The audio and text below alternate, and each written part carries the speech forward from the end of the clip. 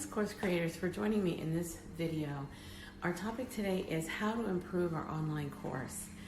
Let me tell you, there is nothing that shows more attention than improving your current practice. As a teacher, I can tell you that there's always room for improvement when it comes to teaching and instruction. So with online courses, there is always room for improvement when it comes to what you're doing, okay? So in this video, we're going to discuss what are some of the best tips to look at in order to kind of double check and just keep, improving, keep that improvement cycle going throughout the life of your course, okay?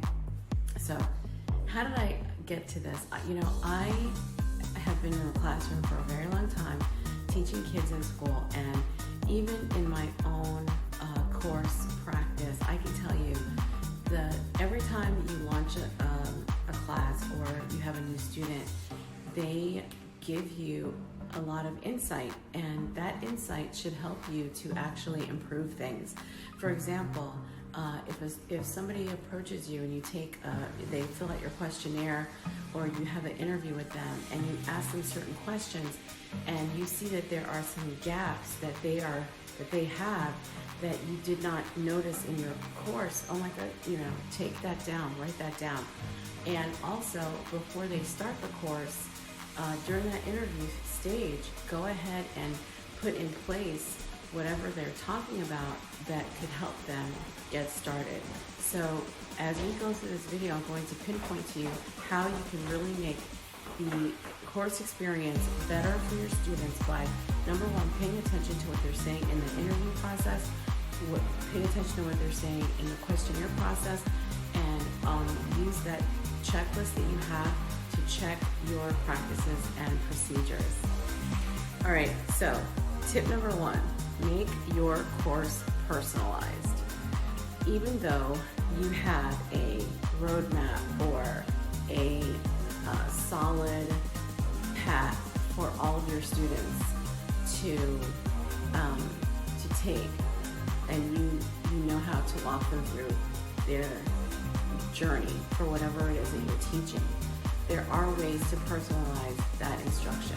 Okay, so like I mentioned before they enroll, or upon enrollment, you probably have some type of questionnaire, or somehow you get more information about them, so you know exactly who's enrolling in your class or course, and that way you're able to streamline what they are going to do next. For example, if you have a portion of your course where they have to get organized, or they have to do a certain amount of projects, everybody's different. So you definitely want them to understand what is the scope of the work they're going to have to do. Perhaps help them manage their time. How much time are they going to need to do certain parts of the course, okay? Perhaps there is an implementation part after a beginning part. Do they need to do the beginning part, or have them do the beginning part in such a way that it's taken care of rapidly, and they can go to the implementation part.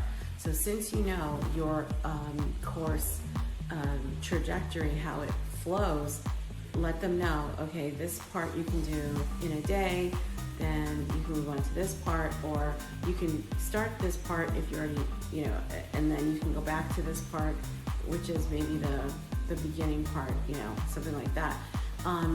Or do the implementation part and then do the beginning part piece by piece, okay? So let them know, based on the time horizon that they have and what they want to accomplish, if you can work with them, partner with them to personalize their instruction. They will love you for it, because sometimes it takes weeks for participants to get to the implementation part, the meat and potatoes, where they have to actually produce something, and they could have started right away if the beginning part is more just procedural, or newbie welcome series, something like that. So make sure they understand the differences throughout the flow of your program, so that they can they can sectionalize, what they're doing and choose for themselves where they're going to begin and how they're going to flow with the program. All right, so next tip is to set clear learning objectives. Now, because we have students and clients who are getting started at different points in time, they may have taken a course similar to yours before. I know when I've enrolled in courses, I had already taken perhaps the same type of course with a different coach or a different program, so I was very familiar. So there were some things that I already knew, right? Get to know that information from them so that you're not repeating what they already know and they're starting from a fresh from your information. Okay, so those learning objectives will give them a lot of insight. Now, there are some preliminary things that they can take care of, perhaps as pre-work before they even get started. So those learning objectives itemized out, clearly listed out, will help them know, okay, this is where I'm going with this. And then they can get some pre-work done quickly, or if there's some beginning of the beginning stage work, they can do that over time. But what you want to do is maximize their ability to take your class. You want to, especially if it's self-study or if they have to be ready for a coaching session, you want them to be prepared, and you want them to have enough time to focus on exactly what it is that they need. And so having those learning objectives listed out really helps them to know, this is what I have to do, this is the time frame, and then what can they kind of do in chunks, and then what can they do to really get started, get a head start by doing some pre-work in advance.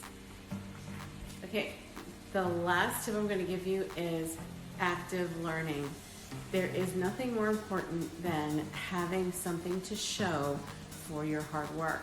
I've talked to so many students and clients who share with me how they took a course and they had nothing to show for it. They never wrote anything down. They never had any written documentation, written product, or anything that they could show to use that belonged to them, that they had scripted from taking the class. So in other words, there was a lot of whatever materials that were provided, but on their end, they were not required to do anything manual at all or produce anything at all. And that is the opposite of what there should be. There should be active learning from the beginning. When you are in the interview phase or questionnaire phase or anything like that where you're getting information about them, they should have something that they are targeting about what they know, what they want to know, and then what they found out. Anything that shows beginning, middle, and end, or any type of transformation. Like they were here, now they're there. However that looks in your course or class, there should be some type of concept that you taught, something that they had to filter through and then write on their own, and then outcomes that they had to deliver. And the outcomes should be observable and measurable. You should be able to say, you started here, now you're here, for every person that takes your class or course. And so active learning helps them to do that. I cannot stress that enough, because there's too little of that going on. It's not passive learning, it's active learning. They should be producing materials from your course so that they can move on to the next set of information that you have, and they have acquired some practical knowledge that they can literally write about, that they can read back, they can use in the next set of courses with you. Thank you for joining me in this video.